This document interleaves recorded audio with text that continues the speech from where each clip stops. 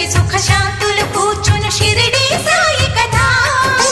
మధుర మధుర మహిమాన్విత బోధ సాయి ప్రేమ సుధా పారాయణతో సకల జనులకి భారాలను తొలగించే గాథ పారాయణతో సకల జనులకి భారాలను తొలగించే గాథ సిరుల నొసగి సుఖ శాంతులు కూర్చును షిరిడి సాయి కథ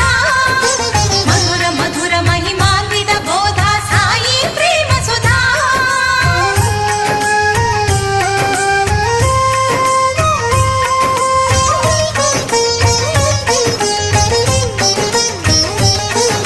షిరిడి గ్రామంలో ఒక బాలుని రూపంలో వేప చెట్టు కింద వేదాంతిగా కనిపించాడు తన వెలుగును ప్రసరించాడు పగలూరే ధ్యానం పరమాత్మునిలో లీనం పగలూరే